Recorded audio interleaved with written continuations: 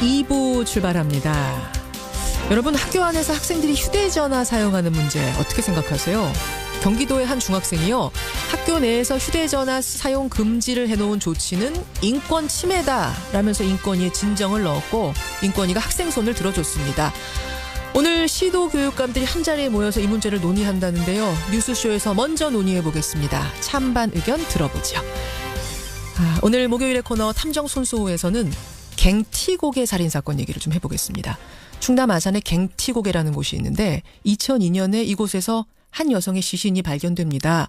장기 미제 사건으로 15년을 끌다가 지난해에 범인을 잡았고요. 최근에 1심 판결이 났죠. 특이한 건 이 1심 판결에서 프로파일링이 처음으로 법정에서 증거로 인정을 받았답니다.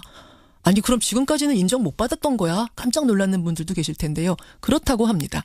탐정손수호에서 짚어보죠. 오늘 권영철의 Y뉴스에서는요, 어제 문재인 대통령의 신년 기자회견, 그 청와대 출입 기자들이 너도 나도 손드는 장면, 땀 뻘뻘 흘리면서 질문하는 장면 인상 깊게 보셨을 텐데요. 여기에 대한 이야기들 권영철 기자와 함께 짚어보겠습니다. 50원의 단문, 100원의 장문 유료 문자 샵 1212, 카톡 레인보우까지 열어놓고 출발합니다. 학교에서 학생들이 휴대전화를 쓰는 문제, 여러분 어떻게 생각하십니까? 얼마 전에요, 경기도의 한 중학생이 인권위에다 진정을 넣었습니다. 등교를 하면 일괄적으로 휴대전화를 수거해서 귀가할 때 돌려주는 이런 학교 규정이 인권 침해다 하는 내용이었습니다. 인권위는 휴대전화 전면 금지 규정을 고치라, 이런 권고를 최근에 내렸는데요. 사실 지난 몇 년간 계속해서 이런 권고는 내려왔습니다만 학교 현장에서는 지켜지지 않고 있는 겁니다. 해묵은 논란, 하지만 아직도 그대로인 논란. 양쪽 입장을 듣고 판단해 보시죠. 먼저 학교에서 휴대전화를 자유롭게 쓰도록 해줘야 된다 하는 학생입니다. 중학교 3학년 이다슬 학생 연결을 해보죠. 이다슬 학생 안녕하세요. 안녕하세요. 고등학교 이제 입학하는 거예요? 네, 이제 고1 올라가요. 고1 올라가요. 그 중학교에서는 휴대폰 사용을 계속 금지해 왔습니까? 네. 어떤 식으로? 저희 학교는 아침에 핸드폰을 내고 그리고 학교가 끝나면 다시 선생님께서 돌려주시는 형식으로 진행되고 있어요. 만약 거기서 휴대전화를 숨기고 안 가져왔어요 하고 안 내고 그럼 어떻게 돼요? 그러면 압수가 돼요. 한 일주일 동안 압수를 시켜가지고. 와. 그냥 일주일 동안 선생님이 안 주세요? 개인 휴대폰인데? 네. 굉장히 엄격한 규제네요, 그 학교는? 네, 저희 학교가 좀 그래요. 아니, 그 학교만 유별난 겁니까? 아니면은 다들 이런 식으로 해요? 주변 학교들 보면? 제가 강원도 원주에 살거든요. 예. 근데 저희 원주 시내 중고등학교는 거의 다 그래요. 거의 다? 네, 만약에 잘 풀어준다 해도 잠깐 사용할 수 있게 하고 아침에 걷고 다시 돌려주는 이런 형식은 기본이고. 기본이고. 그리고 저희 지역은 학생 인권 조례가 없단 말이에요. 예. 그래가지고 이런 규제가 더 심한 것 같아요. 더 심하고 강원도는. 사실 저희가 이런 실태가 조사된 자료를 좀 찾아봤더니 정확한 전국 자료는 없고요. 경기도 교육청이 2016년에 실시한 조사가 하나 있는데 보니까 초등학생은 응답자의 11.9%, 중학생은 88.3%, 고등학생은 56.5%가 학교에서 휴대전화를 일괄 수거한다, 이렇게 답을 했습니다.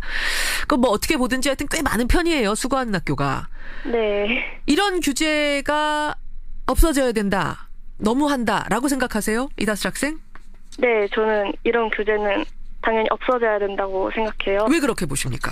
사실 사람들이 많이 걷는 이유가 제 학생들의 공부를 위해서 아니면 뭐 수업 시간에 방해되거나 그렇죠. 그래서 걷는다고 하는데 예? 사실 교육보다도 가장 중요한 거는 저희 인권이라고 생각해요. 인권. 세계 인권선언이나 UN 어린이 청소년 권리 협약 같은 걸 보면은 예. 교육의 목표는 단순한 공부가 아니라 인권과 자유를 존중하고 증진시키는 게 거라고 나와 있거든요. 예. 그런 걸 보면은 단순한 공부보다도 중요한 거는 학생들의 인권을 존중하는 것이 아닐까 싶어요. 예. 그리고 막 수업 시간에는 무조건 조용히 있어야 된다, 이런 생각 같은 것도 저는 잘못된 거라고 생각해요. 수업 시간은 왜 무조건 다 조용해야 되느냐? 네. 아니 근데 수업할 때 여기저기서 벨이 울리고 뭐 게임하는 소리 나고 이러면은 이거는 다른 학생들의 수업권이 침해되는 거 아닙니까? 그런 부분에 있어서는 우리나라 학교는 너무 수업을 조용하게 듣는 것 같아요. 막 휴대폰으로 뭘 찾아보거나 그러지도 않고 선생님만 무조건 쳐다보는 그런 수업이 좋다고 생각하는 것 같은데 저는 수업 시간에도 자유롭게 얘기하고 토론도 하고 검색도 하면서 예. 모두가 같이 꾸려나가는 수업이 좋은 것 같아요. 그래. 그 아침에 가서 내 휴대폰, 내 개인 휴대폰 선생님한테 다 낼 때 그때는 기분이 좀 많이 얹잖아요? 그쵸. 왜 걷어가지 이런 생각이 들어요. 막 저희가 살짝 범죄자가 된 느낌? 사실 경찰 같은 데서도 핸드폰을 걷거나 그럴 때 막 영장을 발급하고 소지품을 압수수색 하거나 그러잖아요. 그렇죠. 압수수색 하려면 영장이 있어야 되죠. 근데 저희 학교는 그런 것도 없이 그냥 학생들한테 무조건 내라고 하는 거 보니까 오히려 막 범죄자보다 더 못한 신분 같은 느낌이에요. 지금 인권면을 이다슬 학생은 계속해서 강조해주고 있습니다. 그런데 이런 거 봤잖아요. 이다슬 학생. 선생님 몰래 몰카 찍는 그런 경우도 있었고 악용되는 사례들도 있거든요. 네. 그건 어떻게 보세요? 근데 그 이유 때문에 핸드폰을 걷는 거는 솔직히 억지 주장 같거든요. 억지 주장 같다? 왜냐하면 핸드폰을 가진다고 해서 다 몰카 찍는 것도 아니고 이런 부분, 몰카를 찍는 부분은 범죄잖아요. 예. 그래서 이런 거는 그 처벌을 확실하게 해야지 범죄가 일어날 가능성이 있다고 휴대폰 사용 자체를 금지시키는 거는 억지라고 생각해요. 그런 학생을 발견했을 때는 엄하게 처벌을 따로 하면 되는 거지. 네. 구더기 무서워서 장 못 담그냐 이런 말씀이세요. 네. 그래요. 근데 이제 우리 이다슬 학생처럼 정말 바른 학생들만 있으면 상관없는데 선생님들은 뭐라고 하시냐면 통제 안 되는 학생이 너무 많다. 오죽하면 걷겠느냐. 선생님들도 귀찮은데 걷는다. 여기에 대해서 뭐라고 답하시겠어요? 그거는 휴대폰 걷는 거 이런 규칙이 있잖아요. 예. 그런 규칙 같은 거는 사실 학생들과 얘기를 안 해보고 학교에서 먼저 정해버린 규칙을 저희가 따라야 하는 그런 시스템이란 말이에요. 일방적으로? 예. 네. 그런 얘기를 들어보지 않고 이렇게 규칙으로서 무조건 제재하고 금지하고 압수시키고 이러는 상황에서도 불신 같은 게 서로 쌓이고 그렇다 보니까 선생님들도 많이 힘들어하시는 것 같은데 이런 거는 시스템의 문제라고 생각해요. 예, 수업이 좀 방해가 될 수도 있죠. 될 수도 있지만 그걸 계속해서 조율해가는 과정, 제재해가고 또 학생들도 스스로 동참하고 이게 자율적으로 뭔가 개선이 점점 돼야지 일방적으로 다 걷는 방법, 가장 손쉬운 방법일지 모르지만 비민주적인 방법이다. 이 말씀이신 거죠? 네. 예, 알겠습니다. 여기까지 말씀 듣겠습니다. 고맙습니다. 네, 감사합니다. 예, 중학교 3학년 학생이에요. 이다슬 학생의 입장 먼저 들어봤습니다. 다음은 학교 측 입장 들어볼까요? 이번에 이 휴대폰 사용 금지 관련해서 그 교사들을 상대로 설문조사를 하기도 했답니다. 한국교총 김재철 대변인 연결하죠. 김 대변인님 안녕하세요. 네, 안녕하십니까. 반갑습니다. 예, 우선 한국교총의 입장, 선생님들의 입장은 어떤 겁니까? 예, 저희도 이번에 그 설문조사를 보고 좀 많이 놀랐습니다. 설문조사 결과가 어떻게 나왔어요, 정말? 거의 100% 한 97%가 휴대전화를 사용하는 부분에 대해서는 반대가 나왔고요. 또 이 부분에 저희가 또 이제 특이한 게 뭐냐면 그 특정 연령대만 좀 강연을 좀 참여한 부분이 많았는데 이번에는 이제 30대, 40대에서 좀 많이 참여를 했다는 거예요. 그 뜻은 뭐냐면 젊은 선생님부터 연세가 있는 선생님까지 다양하게 참여했는데 97%가 다 사용 금지에 찬성하셨다. 그렇습니다. 그만큼 이제 휴대폰으로 인한 여러 가지 교육 문제, 학교에서의 사실은 여러 가지 문제가 많다는 걸 방증하는 부분이고요. 예. 중요한 이유는 이미 나왔지만 이제 아무래도 그 선생님의 기본적인 교육권이라든지 생활 지도를 어렵게 하는 부분, 그리고 또 이제 기본적으로 학교니까 학습이나 교육 활동을 좀 집중하는데 에러가 나오는 부분들, 그리고 이제 다른 학생들의 어떤 온전한 수업권을 좀 방해하는 그와 같은 문제들이 이제 주요 이유로 꼽히고 있습니다. 네네. 그런데 지난 2007년 이후 10년 넘게 인권위는 계속해서 이 학교 휴대전화 금지 인권 침해다. 이거 학교 규정에서 삭제해라. 계속 권고를 하고 있거든요. 근데 이제 권고다 보니까 학교들이 잘 안 지키고 있습니다만 어쨌든 인권위의 입장은 분명합니다. 이거는 학생들의 기본권 침해다. 어떻게 생각하세요? 저희는 기본적으로 인권위의 결정을 존중해요. 왜냐하면 인권이라는 게 기본적으로 인권 신장 또 보장 이런 쪽 아니겠습니까? 예. 그래서 다만 이제 근본 인권위의 결정 같은 경우는 너무 좀 그 학교의 현실이나 이런 걸 좀 괴리가 있고 또 잠깐 외면한 그런 결정이 아닌가 싶고요. 왜냐하면 사실은 학교에 와 보시면 금방 압니다. 뭐냐면 그 선생님 수업 시간에 이제 기본적으로 몰카도 많이 나오고요. 선생님 몰카? 예, 뭐 치마 속을 친다든지 이런 부분이 많기 때문에 또 최근에 가장 문제되는 게 뭐냐면 사이버 볼링. 그냥 쉽게 말하면 문자를 통해서 왕따를 시키는 거죠. 폭력. 이런 문제가 나오고 또 수업 시간에 기본적으로 제일 많은 게 이제 서로 핸드폰 보면서 문자를 주고받고 자기끼리 웃고 막 들고 하는 부분들. 또 심지어 이런 경우도 있어요. 뭐냐면 탁자에 구멍을 뚫고 그 밑으로 이렇게 핸드폰을 보는 경우도 많고요. 그 정도로 아이들이 중독 상태다 이거 말씀하시는 거예요? 이제 지금 예를 들면 이제 그 실제 이러다 보니까 그 일반 학교도 물론 규제를 많이 하지만 특히 혁신학교 있지 않습니까? 교육감들이 좀 혁신학교는 알지 않습니까? 자율성 중시하는 곳들. 자율성이 훨씬 강하고 또 모듈을 많이 하는데 그런 학교에서도 학교에 들어가면 아예 핸드폰을 아예 그냥 처음부터 가지고 오지 못하도록 하는 학교가 많아요. 아, 오죽하면 거기도 그렇겠느냐? 그렇습니다. 특히 또 이제 뭐 그동안에 수차 언론에 나왔지만 이제 인권이 가장 강조가 많이 되고 있는 프랑스에서 이제 올해 9월부터는 전면적으로 금지가 되고 있는 뭐 그런 사례 등등을 보면 아무래도 핸드폰 문제는 인권도 물론 중요하지만 학교 현실이나 교육적인 문제를 봤을 때는 어느 정도 적절한 제한이 필요한 게 아닌가라는 인식이 좀 많이 좀 부각이 되고 있는 그런 지금 상황입니다. 근데 앞서서 중학교 3학년 학생 얘기를 들어보면 선생님 몰카 찍는 거는 극히 드문 아이들이다. 그걸 가지고 전체를 얘기하면 안 되고 선생님들이 그냥 수업 쉽게 하려고 일방적으로 싹 걷어버리는 거는 이거는 과한 거다라는 거거든요. 어떻게 생각하세요? 근데 그 부분은요. 그 한 명 때문에 다른 학생들이 수업에 굉장히 방해를 주는 경우도 좀 실제로 많아요. 수업 시간을 하는 거는 기본적으로 선생님과 학생 간에 어떤 주고받는 대화, 교육 또 이런 것들이 중요한 부분인데 그 사이에 핸드폰이 끼임으로써 여러 가지 안 좋은 면들이 나올 수 있는 부분이 있기 때문에 꼭 그 자체만 빈도수만 가지고 판단하는 문제는 아니다. 그렇게 봅니다. 학생이 이 얘기도 했습니다. 요즘 휴대폰 가지고 할 수 있는 게 너무 많다. 예를 들어서 그걸로 뭔가 선생님 말씀하실 때 검색을 해보기도 하고 즉석에서 내가 필요한 것들 기록해 놓기도 하고 또 중요한 연락도 하고 이렇게 유용하게 쓸 수 있는 건데 이걸 잠재적 범죄자 취급하면서 걷어가는 거 이것도 과하다 이런 주장도 있는데요.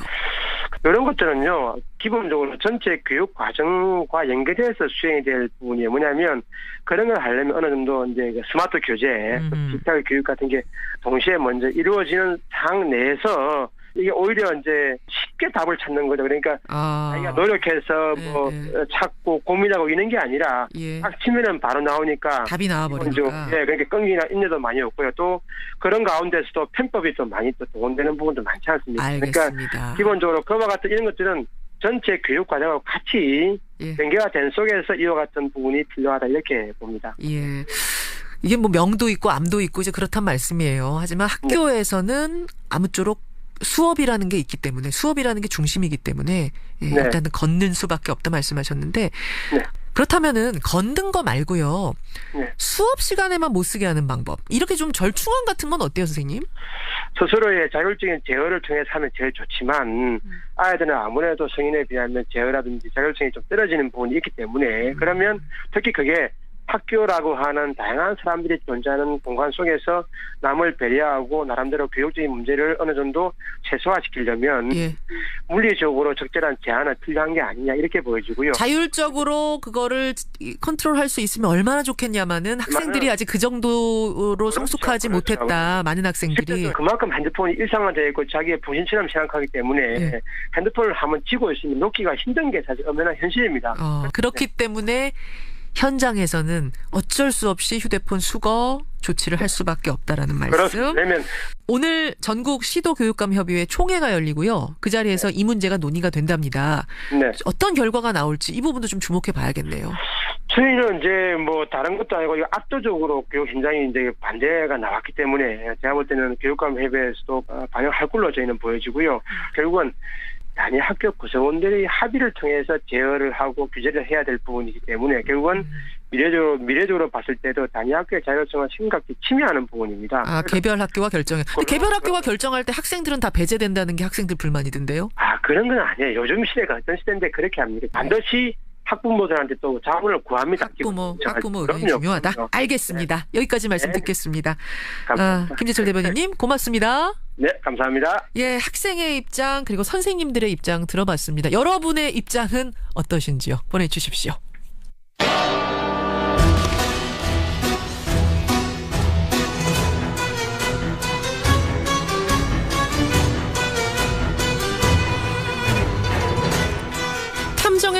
손수호 사건을 들여다봅니다. 탐정 손수호.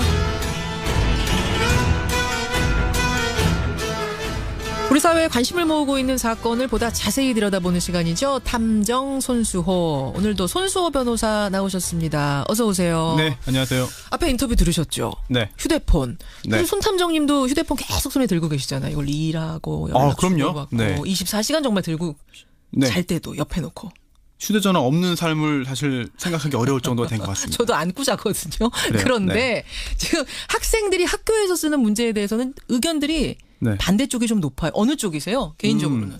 물론 이게 너무 전체주의적이냐 또 교육 행정의 편의만을 추구하는 거 아니냐라는 비판도 있겠지만 예. 학교는 학교거든요. 예. 학원과 과외 교습과 다릅니다. 예. 그렇다면 이 휴대전화를 이용하는 학생들로 인해 다른 학생들의 어떤 수업을 받을 권리가 침해될 수 있기 때문에 제한이 불가피하다. 역시 라는 입장입니다. 어른이시군요. 지금 어른들은 다 이쪽이고 보니까 지금 등교 오늘 방학이잖아요. 방학에 어디 학원 가는 학생들 이런 학생들은 찬성 엇갈리게 들어오는데 좀 보내주십시오. 예. 아니 지금 문자를 보내주시는 학생들은 수업 시간에 허용해도 크게 문제를 일으키지 않을 거예요. 뉴스쇼를 듣는 학생들은. 탐정 가보죠. 뭐 가지고 오셨어요? 네, 오늘은 아산 갱티곡의 살인 사건입니다. 대표적인 장기 미제 사건 중에 하나. 오늘 네. 왜 그 사건을 골라오셨습니까? 네. 사건 발생 후에 15년이나 지난 작년에 범인을 검거했고요. 15년 지나서. 네. 1심 재판이 끝났는데 무기징역형이 선고됐습니다. 유죄 판결 나온 거죠. 예. 미제 사건이 해결된 것으로 봐도 무방한 상황입니다. 예. 그 점이 중요한 부분. 또 하나. 이 재판에서요. 검사가 프로파일러의 보고서를 증거로 제출했고 예. 이게 증거로 채택이 됐습니다. 판결문에 프로파일러의 보고서가 증거로 기재가 된 거죠. 이게 어떤 의미인지 또 아울러서 거짓말 탐지기 조사, 최면 수사 등등 이런 프로파일링과 함께 묶어서 살펴볼 수 있는 그런 새로운 수사 기법들에 대해서도 함께 알아보려 합니다. 예, 좋네요. 갱티고개. 이게 지명입니까? 좀 생소한데. 네, 아산에 있는 그런 고개의 이름인데요. 예. 2002년이었습니다. 이제 갱티고개에서 잔혹하게 살해당한 여성 시신이 발견되는데요. 인근에 있는 노래방 여사장입니다. 예. 경찰은 납치당한 후에 살해당해서 사체가 유기된 걸로 추정을 했는데요. 노래방 근처에서 여사장의 승용차가 발견됐고 예. 그 승용차 안에서 이제 그 범인의 것으로 추정되는 혈흔이 발견됐기 때문입니다. 또 이 용의자가요. 대담하게도 이 피해 여사장이 갖고 있던 신용카드로 8대의 현금 인출기 위해서 현금을 인출합니다. 이 장면이 당연히 녹화가 됐죠. CCTV에. 예. 이 정도면 단서가 많은 편이었어요. 그러네요. 8곳에서 CCTV 녹화가 됐고 혈흔도 나왔고 이러면 다 잠든 거 아닙니까? 그런데 이제 영상을 보면은 모자와 마스크로 얼굴을 잘 가렸습니다. 다 네. 꽁꽁 싸맸어요. 그렇습니다. 또 차 안에 혈흔도 있었는데 이 혈흔에서 추출한 DNA와 일치하는 어떤 용의자를 찾아야 되잖아요. 그렇죠. 그런데 찾지 못했습니다. 아무리 뒤져도 그 DNA하고 일치하는 용의자가 없는 거예요. 네, 결국 15년 동안 미제로 남아있던 거죠. 그렇게 15년 동안 미제이던 사건이 어떻게 지난해 풀린 겁니까? 네, 이게 첫 번째 포인트인데요. 첫 번째 포인트. 네, 디테일이 전체를 바꿨습니다. 디테일이 무슨 말씀이세요? 네. 태안이법 아시죠? 기억하시죠? 태안이법이 발효되면서부터 그 공소시 없어졌잖아요. 살인 네, 사건에. 정확히 말하면 태안이법이라는 건 법명은 아니고요. 예. 형사소송법을 개정한 건데요. 사형에 처할 수 있는 살인범죄의 공소시효가 없어졌습니다. 예. 그래서 이 사건도 재수사가 가능했고요. 프로파일러로 구성된 여러 명의 프로파일러로 구성된 합동 수사팀이 과거 기록 4,003페이지에 달하는 과거 기록을 아주 꼼꼼히 재검토해서 보고서를 작성하는데 재조사를 시작하면서 4,300쪽을 다시 검토해서 네. 프로파일링을 한 거예요. 네, 프로파일링만 한 건 아니지만 프로파일링도 한 겁니다. 예. 내용에 굉장히 의미 있었습니다. 범인과 피해자가 서로 아는 사이다. 사이다? 즉 면식범이다. 또 흉기를 미리 준비한 강도 사건이다. 또 가장 중요한 것 공범이 있다고 짐작을 했습니다. 공범이 있을 거다. 네, 왜요? 특히나 차 안에 이제 피해자 혈흔이 없었어요. 가해자로 추정되는 사람의 혈흔만 있었던 거죠. 가해자 혈흔만 있고 피해자 네. 혈흔은 없고. 그래서 이 갱티고개가 살해 장소다. 차 속이 아니다. 예. 그렇다면 차량 운전했던 사람, 또 피해자를 제압을 했던 사람 등 합해서 최소한 2명 이상이 있었을 것이다. 라고 추정을 합니다. 이 사람을 끌고 갱티고개까지 가려면 그러니까 혈흔이 있으니까 뭔가 거기서도 뭔가가 벌어지긴 벌어졌다는 얘기고. 네네. 그러고 그렇죠. 나서 끌고 가려면 2명은 최소한 필요하다. 네. 그러니까 지금까지 무려 15년 동안 당연히 1명이라고 생각했던 범인이 이번에 2명 이상으로 바뀐 거네요. 네, 실제로 수사를 진행했더니 정말 이 프로파일링 보고서와 비슷한 결과가 나왔던 거죠. 정말 처음에는 어떤 그 유력한 용의자가 있었습니다. 수사 초기부터 있었어요. 네, 2013년에 참고인 조사까지 했는데, 예. 하지만 차에서 발견된 혈흔의 어떤 DNA와 일치하지 않아서 오히려 제외가 됐던 거죠. A 씨라고 하죠. 그 A 씨 분명히 이 사람 유력하지만 DNA가 맞지 않아. 그러면 증거가 없는 거 아니냐 이런 거였잖아요. 네, 그래서 다시 수사를 진행했고 공범 가능성을 염두에 둔 결과 이 A씨 주범을 작년 6월에 체포하는 데 성공하고요. 예. 그 후에 직장 후배였던 공범도 검거합니다. 결국 15년 만에 사건이 해결된 거죠. 그러니까 공범이 있다라고 발상을 디테일을 바꾸는 순간 그러면 가능하네. 혈흔이 혈흔이 다른 사람 공범의 혈흔일 수도 있겠네. 이렇게 되는 거군요. 네. 그러면서 한 번 풀리기 시작하자 생각보다 빨리 범인이 잡힌 겁니다. 그렇습니다. 손탐정님, 그러니까 프로파일링이라는 게 사실은 법정에서 저는 증거로 채택 못 된다 이렇게 알고 있었는데 이번 사건에서는 그래도 공을 세운 거네요. 그렇습니다. 나눠서 수사와 재판을 좀 나눠서 보긴 해야 되는데 프로파일링 요즘에 많이 접하시죠. 많이 듣죠. 그 얘기. 네, 프로파일링, 프로파일러, 영화나 드라마에도 자주 나오고요. 네. 이제는 친숙합니다. 또 이제 프로파일러가 되고 싶다는 청소년도 많다고 하는데, 프로파일링이 뭐죠? 뭘까요, 이게? 그러니까 뭔가 수사를 하는 건데 과학적으로 하는 거, 면담도 하고 막 이러는 거 아니에요, 혹시? 논문을 봐도 이제 프로파일링이라는 그 단어가 용어가 개념이 이리적이지 않다. 즉 여러 가지 의미가 있다, 포함되어 있다라는 그런 내용들이 들어있을 정도인데요. 범죄 심리 분석 정도로 하면 될 것 같습니다. 경찰에도 범죄 분석관이 있죠. 증거가 충분치 못한 그런 경우에 일반적인 수사로는 한계가 있잖아요. 그렇죠. 이때 그 프로파일러가 여러 범죄 과정 등을 과학적으로 재구성해서 용의자의 특성이나 범행 동기 등을 분석하는 그런 것을 이제 프로파일링이라고 하는데 이번 사건 같은 경우에도요. 결국은 새로운 시각을 제기해서 결과적으로 사건 해결에 기여를 했다고 볼 수 있겠죠. 그러네요. 두 번째 포인트 뭔가요? 잔인한 수법이 수사에 혼선을 줬습니다. 킹티고개 살인 사건 그렇게 잔인했어요? 좀 굉장히 잔인해서 제가 좀 다 설명을 드리지는 조금 못하겠고요. 걸러내서 얘기해 주세요. 알겠습니다. 사건을 알긴 알아야 되니까. 네. 이제 평소에 노래방을 드나들면서 여주인을 알게 됐습니다. 밤늦게 차에 태워달라고 했는데 차 좀 태워주세요 이런 거예요. 네, 범인이? 일부 계획적으로 범행을 이제 준비한 거죠. 실제로 안전벨트로 목을 3개 조르고 얼굴을 주먹으로 가격합니다. 기절하자 발각으로 해서 갱티고기를 끌고 갔고요. 등산용 칼로 끔찍하게 살해했는데 그 과정에서 피해자의 목뼈에 절단 흔적이 남을 정도였습니다. 뼈에. 네. 또 살해한 후에요. 시신을 언덕 아래로 굴려버렸고요. 그 시신이 나무에 걸린 상태에서 출근하던 공무원이 발견해서 신고한 건데 사실은 이게 너무 잔인해서 저희가 일일이 다 소개하진 못합니다만 상당히 잔인하게 살해를 했어요. 그렇습니다. 네. 경찰이 그 끔찍한 현장을 본 결과 이건 뭔가 치정이거나 아니면 원한 관계에 있거나 아니면 성범죄가 아닌가 이렇게 처음에 생각을 했던 건데 원한이 아니고서야 사람을 이렇게 잔인하게 살해할 수 있나라는 생각을 당연히 하죠. 네, 알고 보니까 특별한 원한도 없었고요. 성범죄의 목적도 없었고 그저 돈. 신용카드 훔쳐서 돈 인출하려고 했던 범죄입니다. 195만 원 빼앗은 게 다예요. 네, 실제로 195만 원을 총 8대 그 현금 인출기에서 인출했는데 참 그런 목적으로 이렇게 잔인하게 지인을 살해했다? 초기 수사에 혼선이 발생했던 이유 중에 하나죠. 그렇군요. 초기 수사 혼선의 이유였다. 참 잔인한 사건. 어쨌든 15년 만에 풀려서 다행인데 마지막 포인트 뭔가요? 네, 프로파일링도 거짓말 탐지기도 아직 만병통치약은 아니다. 아까 전에 프로파일링이 혁혁한 공세였다라고 얘기하셨잖아요. 그렇습니다. 이제 새로운 수사 기법이라고도 볼 수 있겠죠. 프로파일링이나 거짓말 탐지기 등등 범인 검거에 기여를 하고 있습니다. 또 실제로 거짓말 탐지기 조사 같은 경우에는요, 이제 공식적으로는 심리 생리 검사라고 하는데 자백을 얻어내는데도 굉장히 유용하죠. 그렇죠. 또 범죄자인데 도움될 수 있다면 어떤 수단이든 쓰면 나쁠 거 없습니다. 근데 문제는 그 정확도와 신뢰성입니다. 신뢰성. 네. 경찰대 교수 출신의 민주당 표창원 의원이 있죠. 작년에 한 학회에서 연구 결과를 발표를 하는데 표 의원이 내용이 굉장히 흥미롭습니다. 우선 그 미국 FBI가 있잖아요. 이 내부 조사 결과 이 프로파일링의 신뢰도가 65에서 75%라고 한다. 그래요? 네. 거짓말 탐지기는 좀 높습니다. 미국에서는 92%, 일본에서는 93% 정도 수사의 결과와 일치한다는 자료가 있다고 합니다. 근데 손탐정님 92, 93%면 이거면 상당히 정확한 거 아니에요? 이 정도면 증거로 채택할 만한 거 아니에요? 그럼 뒤집어서 볼까요? 틀릴 확률이 최소 7%다. 7, 8%. 네. 그런데 상상을 해보죠. 끔찍한 상상입니다. 예. 내가 만약 그 7%에 속해서 억울한 상황에 처한다면 정말 저는 범인이 아니에요.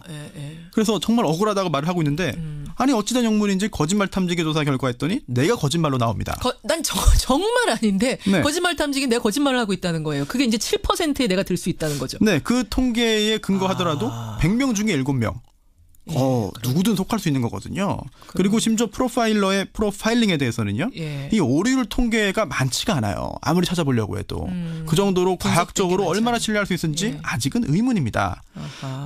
실제로 93%는 높은 수치가 아닌 거죠. 왜냐하면 형사재판에서 유죄 판결을 선고하려면요. 법관이 판사가 합리적인 의심의 여지가 없을 정도로 유죄의 확신을 가져야만 해요. 어느 정도 되면 유죄라고 해요? 정말 보통? 이건 누가 봐도 유죄고 정말 숫자로 표현하는 게 정확하진 않지만 99% 이상의 확신을 100에 가까운 확신을 가져야 하는 건데 그 정도군요. 그런데 거기에 쓰는 유죄의 증거가 이렇게 신뢰성이 높지 않은 수치라고 한다면 글쎄요.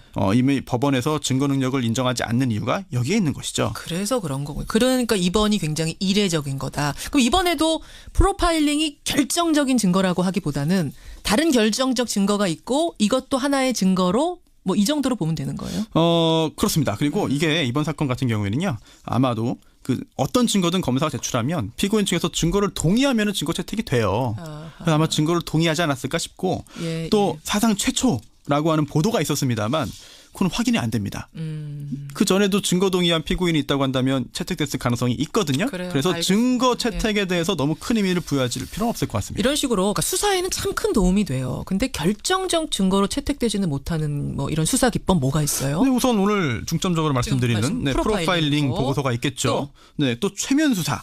최면 수사. 네, 실제로 범인을 검거하는데 여러 가지 기여를 했다는 평가도 있습니다만 아직까지 그 신뢰성에 대해서는 여러 의문들이 있는 것이고요. 최면 수사를 진짜 하긴 해요? 네, 법 최면이라고 부르고요. 실제로 경찰청에 그런 최면 수사실도 마련되어 있고 요원도 있고 실제로 진행이 되고 있습니다. 하지만 그 신뢰성이나 결과에 어떤 영향은 좀 논란이 있습니다. 그러니까 도움 받는 정도다 이 말씀이신 거죠? 네. 거짓말 탐지기도 아까 말씀하셨듯이 그런 것이고. 증거 능력은 여전히 인정되지 않고 있죠.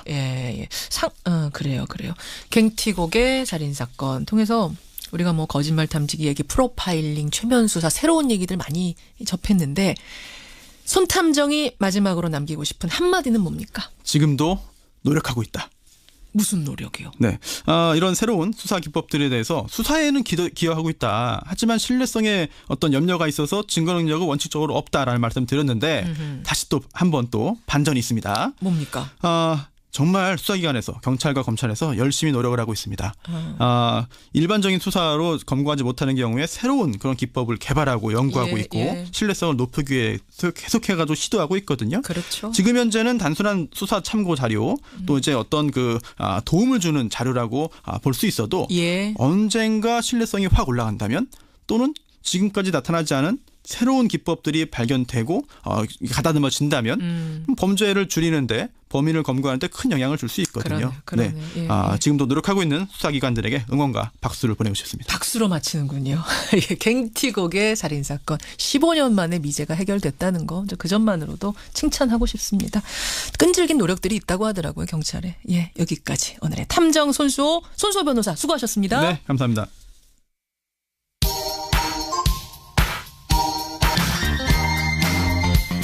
학교 내 휴대전화 사용 박창환님 학생들 스스로 룰을 만들고 운용하게 해야 하지 않을까요? 이분은 그러니까 사용 허가해줘라.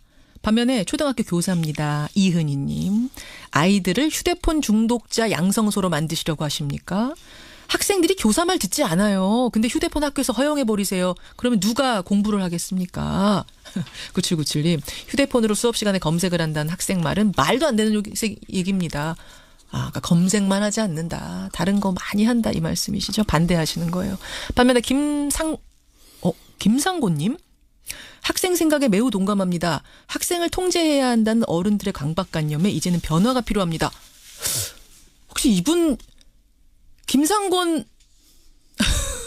교육부총리 아니신가요? 김상곤님, 청취자 김상곤님 한번 확인 문자 보내주세요. 학생들 지지. 전반적으로는 휴대폰 금지가 맞다 쪽에 손을 많이 들어주셨어요. 그리고 오늘 신년 기자회견에 대한 평가 많이들 정말 많은 문자 보내주셨는데 권영철 선임 기자 어서 오세요. 안녕하십니까. 권영철 선임 기자는 어떻게 보셨어요? 어제 기자회견. 아까 잠깐 제가 미리 소개하자면 이철우 의원은 네. 초등학생들 교실에서 초등학생들이 저요 하는 것 같이 좀 보기에 그랬다. 이런 얘기를 하셨거든요. 뭐 제가 정치부장을 비롯해서 정치부 기자들에게 점수별로 물어봤더니요. 예. 좀 다양했습니다. 다양했어요? 88점, 85점, 75점 이렇게 점수대가 다양했습니다. 형식적으로 보면은 상당히 생동감이 넘쳤다는 점에서는 후한 점수를 주는 거고요. 내용 면에 있어서는 좀 미진했다, 미흡했다는 평가들이 많습니다. 그래요? 꼭 질문해야 될 질문들을 놓치고 예. 중복된 질문들이 많았다. 결국 기자들이 잘 못했다는 얘기들입니다. 기자들이 잘 못했다. 오늘 와이뉴스 주제가 바로 그거라면서요. 예, 청와대 기자들 질문과 관련해서 논란이 상당히 꽤 많습니다. 예. 후에 기자들이 질문 수준이 뭐 낮다거나 부적절한 질문도 있었다 이런 얘기들까지 나오거든요. 청와대 기자들 질문 왜 논란이 될까? 이렇게 기자들의 질문이 왜 논란이 될까? 예. 하나하나 보죠. 일단 네. 짜고 치는 고스톱은 전혀 아니었죠. 그건 확실하게 바뀌었습니다. 확실해요. 예, 그동안 역대 대통령들의 연두 기자회견은 대변인이 질문 기자를 호명하는 방식이 대부분이었거든요. 예. 대변인은 기자들의 성향도 알잖아요. 저 일보의 저 기자, 예. 저 방송국의 저 기자 다 알아요. 심지어 사전에 질문 내용까지 조율하는 경우가 많았죠. 맞아요. 이른바 짜고 치는 고스톱이었습니다. 그렇지만 이번에는 짜고 치는 고스톱은 확실히 아니었습니다. 전체 질문 기자 17명이었고 질문 내용도 중복이 많았습니다. 예. 짜고 쳤다면 이렇게는 안 나오거든요. 또 지방 언론이 6차례 질문을 했는데 예. 외신 기자 3차례를 제외하면은 거의 절반에 가깝습니다. 확실히 생동감 있고 긴장감도 있었죠.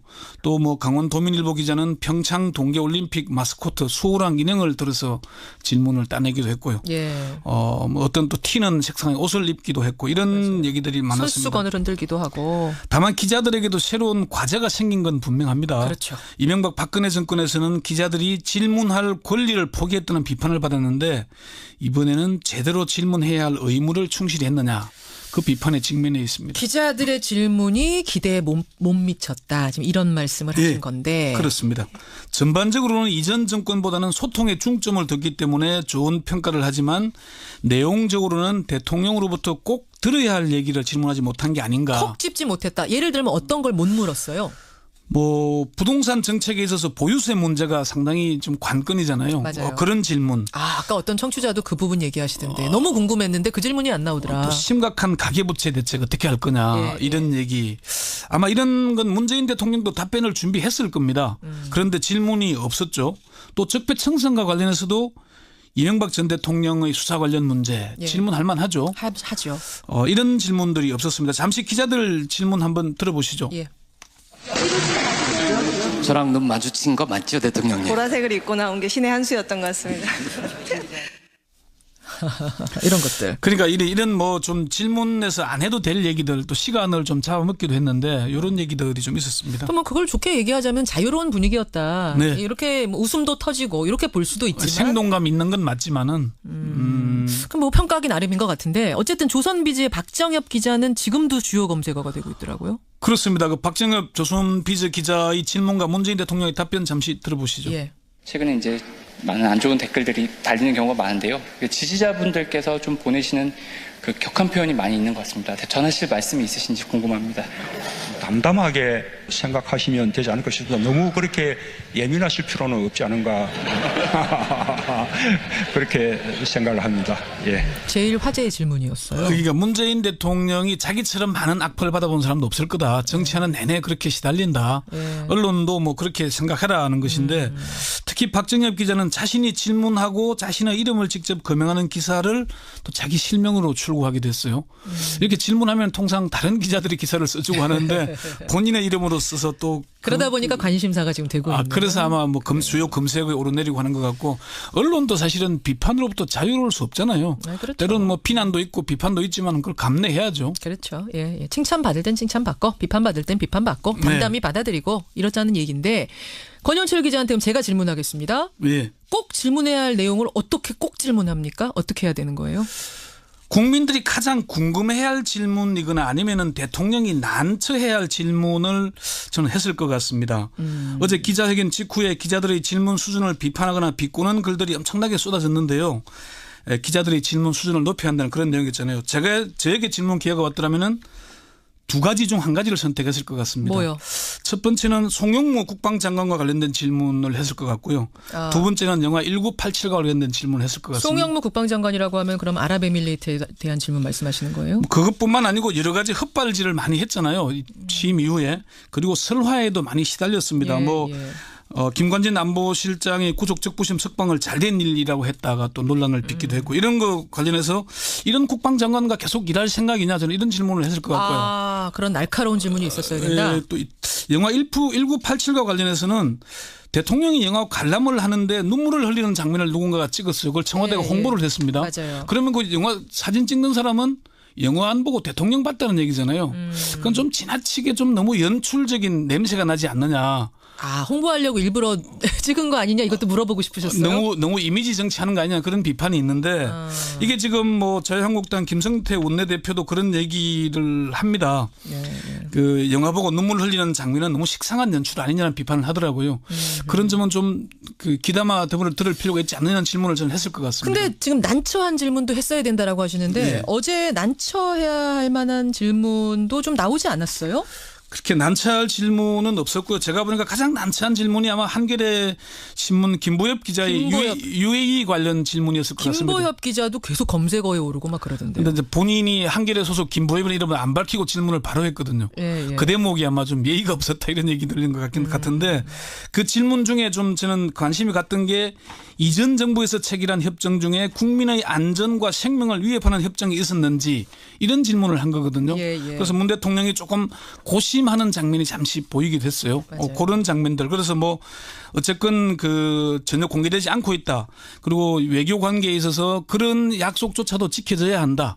흠결이 있다면 나중에 보완하고 공개하겠다 이렇게 답변을 하고 넘어가긴 했는데 이런 좀 난처하고 날카로운 질문들이 좀 부족했다. 이런 얘기들이 있는 거죠. 그러면은 권영철 기자는 김보엽 기자 그 질문은 난처한 질문, 대통령이 들어야 할 만한 질문 중에 하나다. 이거 이 정도는 후한 점수 주시는 거고. 그렇습니다. 그래요. 박노진님 기자들도 공부 좀 해야죠. 독자 입장에서 꼭 궁금한 것들을 미리 좀 취재했었어야 된다. 이런 의견들 꽤 많이. 그거 좀 귀담아 들어야 되고 사실은 기자들이 가장 교본으로 삼을 만한 게 1996년이었던 걸로 기억하는데요. 클린턴 대통령이 방문해서 김대중 대통령과 정상회담을 한 뒤에 기자회견했잖아요.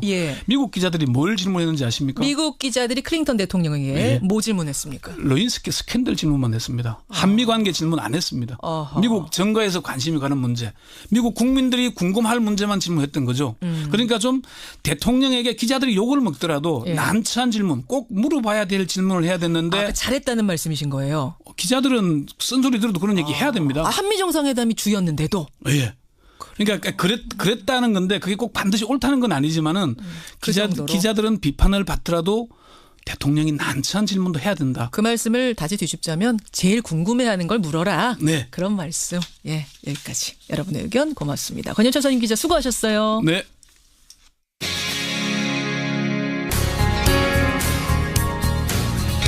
평양냉면을 먹으면서 북핵 문제를 설명해 주고요. 설렁탕을 먹으면서 1987년 그 6월 항쟁을 설명해 준다면, 고추짬뽕 먹으면서 적폐청산을 이야기한다면, 그런 방송이 있다면 여러분 상상이 되세요? 먹방과 뉴스를 합친 이슈 먹방이라는 인터넷 방송이 요즘 젊은이들 사이에서 큰 화제입니다. 사실 뉴스 하면은 왠지 점잖고 무게에 있어야 할 것 같다는 이런 편견이 있죠. 그 편견을 깨고 닭다리 뜯으면서도 시사를 논할 수 있다는 그 발상. 저는 그 발상 자체가 참 신선했는데요. 오늘 화제 인터뷰, 그 방송의 제작자이자 진행자이자 연출자입니다. 이슈 먹방의 국범근 씨 연결을 해보죠. 국범근 씨 안녕하세요. 네, 안녕하세요. 반갑습니다. 대학생이시네요. 예. 그러면 몇 학년? 작년에 이제 1학년하고 휴학 중이고요. 1997년생입니다. 와, 97년생. 예. 이슈 먹방 보니까 페북 팔로워가 17만 명이 넘던데.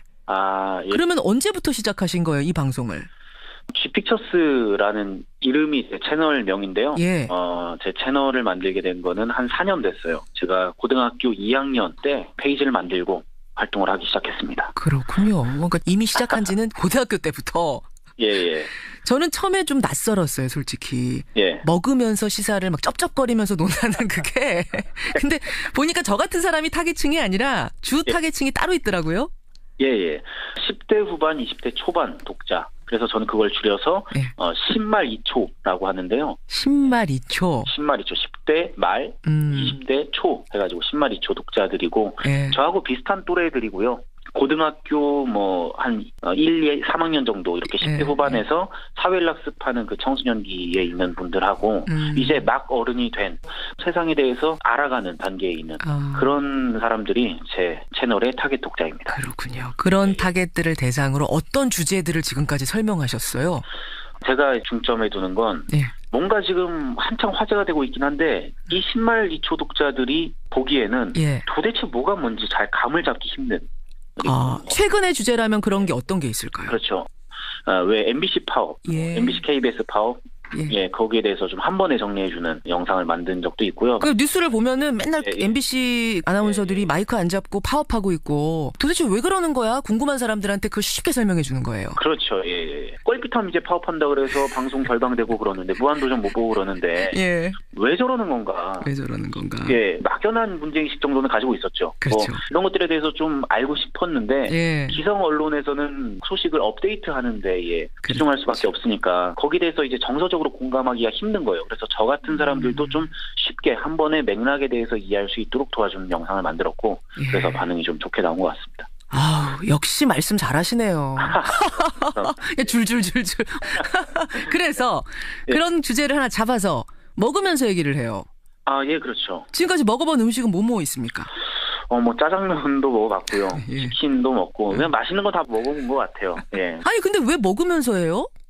그냥 얘기하는 건 좀 딱딱할 수도 있겠다 싶기도 했고요. 시선을 환기하는 하나의 소재로서 장치네요. 먹방이란 그런 장치로서 먹방이라는 포맷을 결합을 해본 거죠. 그러니까 막 심각한 시사를 얘기하다가 중간에 닭다리를 한번 딱 뜯어요. 그런 식이더라고요. 그렇죠. 그러면은 정신 번쩍 나고. 자, 지금까지 말로 여러분 설명 들으셨는데요. 이슈 먹방 못 보신 분들은 도대체 어떻게 하는 거야 상상이 안 되실 거예요. 음성으로 한번 이슈 먹방을 전해드리겠습니다. 지금 해야 되나요? 네, 하셔야 돼요. 일단 우리 무슨 음식 먹는다고 상상해 볼까요? 그게요. 아침엔 역시 라면 먹어야 좀 좋지 않겠습니까? 그래서 라면 먹으면서 얘기한다 생각하고.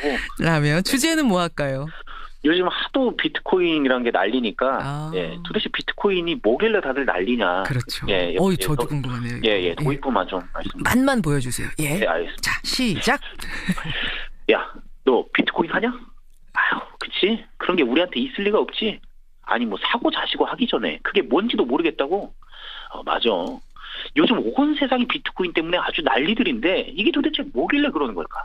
오늘은 내가 대강 이해할 수 있을 정도로만 정리해줄게. 나도 빠삭하게 아는 게 아니라서 비트코인 투자하러 가야지 이런 생각하면 안 돼. 우선 비트코인이 뭔지 이해하려면 암호화폐라는 개념에 대해서 알아야 돼. 여기까지 하고 그 뒤는 본편 나오면 보시는 걸로. 이런 식으로 라면 먹어가면서 이렇게 설명을 해주는 거예요. 이렇게 설명을 하면 반응들이 막 올라와요? 정말 몰랐던 이야기였는데 이 영상 덕분에 쉽게 알게 됐다. 이 영상이 나한테 도움이 된다. 이렇게 좋은 피드백들을 많이 해주시더라고요. 그래서 참 신기하고 감사한 마음으로 만들고 있습니다. 아니 국범근 씨, 고등학교 때부터 하셨다고 그랬잖아요. 어떻게 이런 방송을 만들어야겠다 생각을 하셨어요? 계기가 뭐예요? 맨 처음 시작했을 때는 그냥 친구들끼리 영상을 만드는 그 일 자체가 너무 재밌어서 UCC 만들기 막 이런 거 취미로? 그렇죠. 그야말로 UCC거든요. 고등학교 UCC 대회 1등 상금이 문화상품권 2만 원짜리인 그 초초랑 교내 대회에 참가하면서 그냥 그게 재밌어서 시작을 한 거거든요. 한 개, 두 개 만들다 보니까 많은 사람들이 봐주면 어쨌든 나는 그 사람들의 시간을 사는 건데 의미 있고 가치 있는 그 결과물을 어떻게 하면 좀 돌려줄 수 있을까를 생각을 하다 보니까 자연스럽게 이쪽으로 이제 생각이 좀 옮겨 붙은 것 같아요. 기발한 발상과 노력과 모든 게 잘 어우러진 바람직한 젊은이구나 전 이런 생각이 들어요. 실은 저도 늘 고민이 어떻게 하면은 더 쉽게 설명을 드릴까 여러분들한테 어떻게 더 명쾌하게 요약을 해드릴까 이런 게 늘 고민이거든요. 제가 그 반말이나 먹방이나 이런 형식을 따라할 수는 없을 것 같고 어떻게 제가 좀 뉴스쇼에서 쓸만한 다른 아이디어 하나 좀 주세요. 아이디어요? 워낙 너무 잘하고 계셔가지고 저는 항상 예, 잘 듣고 있습니다. 존경하는 예, 프로로. 예, 고맙습니다. 예. 그럼 뭐 고칠 거 없겠어요? 저는 뭐 완벽하다. 바람직한 독자. 역시 바람직한 젊은이. 예. 앞으로 꼭 다뤄보고 싶은 주제가 있다면? 한국의 정당사나 정치사를 개괄적으로 이해할 수 있도록 하는 그런 시리즈 기획을 한번 해보고 싶습니다. 뭐 먹으면서 할 거예요, 그건? 글쎄요. 그 관련된 뭐 음식들도 많지 않겠습니까? 뭐 초원복북 할 수도 있고, 김영삼 대통령 얘기할 때 뭐 칼국수 먹을 수도 있고, 그냥 널려 있는 것 같아요, 소재는. 재밌네요. 그러면은 꼭 한번 이 음식 먹으면서나 방송해보고 싶다. 이런 거 뭐 있습니까? 얼마 전에 청와대에서 트럼프 대통령 초청 만찬했을 때 그 독도새우 그 만찬에 올랐다고 막 일본이 뭐라 하잖아요. 그래서 나중에 한번 기회가 된다면 독도새우 한번 먹으면서 한일 관계에 대해서 한번 설명하는 영상도 만들 수 있다면 좋을 것 같습니다. 괜찮네요. 대단합니다. 저를 돌아보게 됩니다. 너희들 10대들 왜 시사에 관심 없니? 왜 맨날 예능만 보니? 어른들이 말만 이렇게 할 게 아니라 정말 우리가 쉽게 친절하게 설명해 주려고 얼마나 노력했던가 이걸 한번 돌아봐야 될 것 같고요. 좋은 방송 앞으로도 계속 부탁드립니다. 오늘 고맙습니다. 네, 감사합니다. 화제의 인터넷 방송입니다. 이슈 먹방의